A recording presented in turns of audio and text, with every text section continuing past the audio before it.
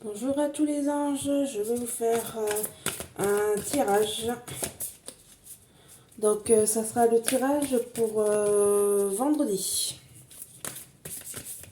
Et vendredi, on sera le 11. Le 11 février.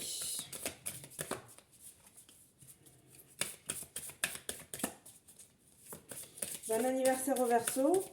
C'est encore leur mois. Bon anniversaire au Verseau. Allez, c'est parti. Ah bah, j'en ai carrément deux d'un coup. Manque, effet miroir, aide, karma, refoulement et bientôt et souffrance physique. Et en dos de deck, on a le message de pardon. Ok.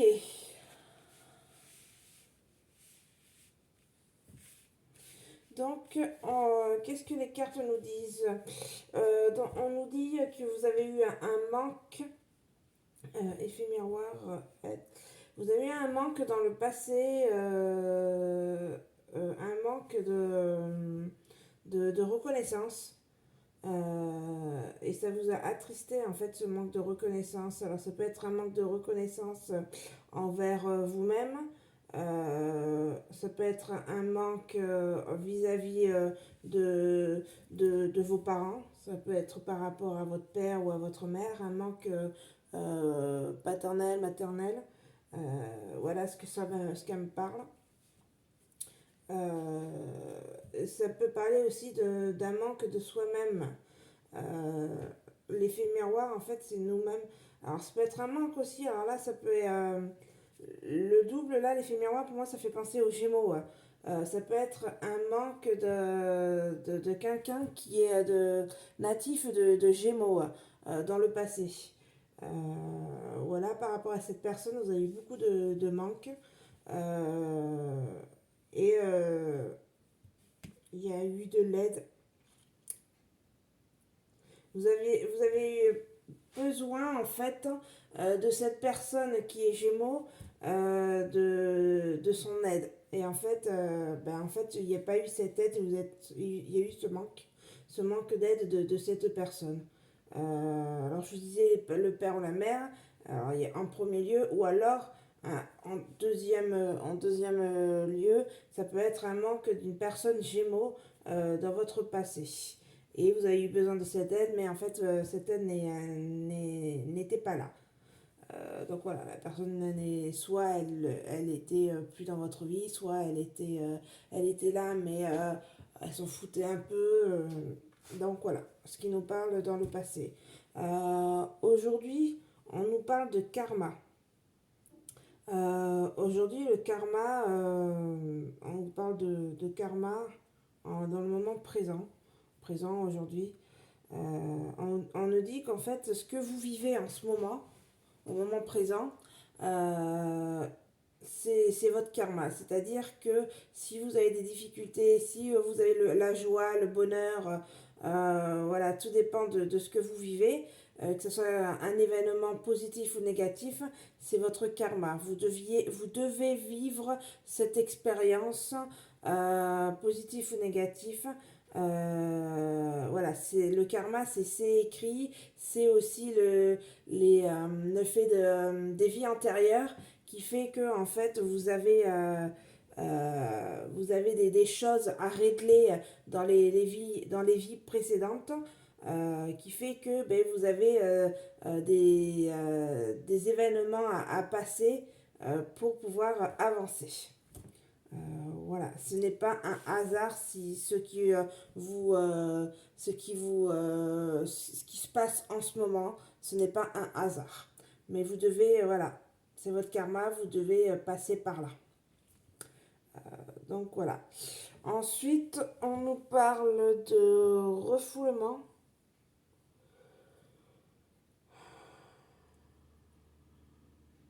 On me parle. Ah, excusez-moi, en fait, là, je viens de voir un truc aussi, le karma.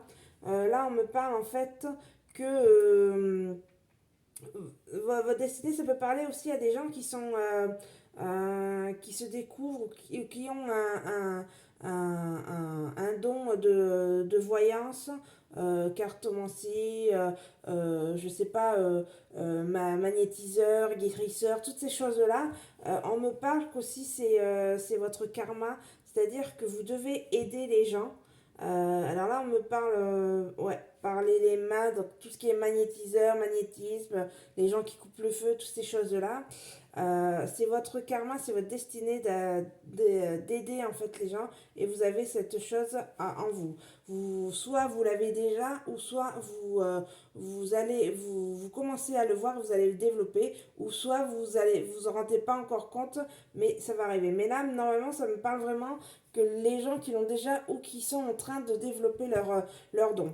Voilà, alors moi quand je dis ça, ça peut pas forcément, je vous dis pas forcément de le faire en travail complet, mais ça peut être à un titre pour aider les gens, pour un peu, il y en a un hobby en fait, si vous voulez.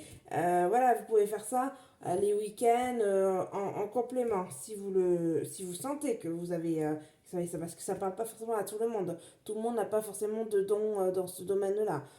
Tout le monde a des dons, mais à chaque chose différente. Là, ça parle vraiment des gens voilà, qui ont ces dons-là d'ésotérisme, tout ce truc-là. Voilà. Donc, on continue. Donc là, on nous parle de refoulement, bientôt et souffrances physiques. En refoulement, ça veut dire que là, en fait, donc c'est bien ce que je dis, c'est pour les gens qui sont en train de se découvrir qu'ils ont des dons. Un don comme ça se développe pas comme ça. C'est on a quelque chose, mais après il faut le travailler aussi pour pouvoir avancer, pour pouvoir développer plus plus ses dons, mais il faut travailler aussi, il faut manipuler, il faut faire plein de s'entraîner. C'est comme ça qu'on apprend quelque chose. Donc là, en fait, on nous dit que vous, pour l'instant, peut-être que vous entendez des choses, vous voyez des choses, mais pour l'instant, on me parle qu'en fait, dans le futur, là, vous allez refouler ces choses-là parce que soit ben, vous y croyez pas, soit vous avez peur, soit vous savez pas où c'est, ça vous déstabilise. Voilà, donc en gros, là, on me dit que on me parle de refoulement, donc vous allez vous recroqueviller, vous allez vous remettre vous allez vous mettre dans une carapace, voilà, vous protéger par rapport à ce don que vous avez. Alors là, on parle de bientôt, donc ça veut dire que c'est dans le futur très proche. C'est un futur très proche. Soit vous l'avez même, vous regardez la vidéo et vous sentez déjà qu'il y a quelque chose, vous savez déjà que vous avez un don, ou soit, voilà, ou soit ça va être bientôt. Là, on me parle de bientôt, donc écoutez ce que vous dites et si vous avez peur, vous ne savez pas vers où aller, essayez de trouver des personnes qui sont dans ce milieu pour essayer de vous guider, de vous rassurer pour voir voilà, si vous avez quelque chose dans ce truc, dans ce domaine-là. Je répète, ça ne parle pas à tout le monde, hein, donc cette vidéo ne parlera pas forcément à tout le monde. Et après, par contre, on me parle d'une souffrance physique bientôt.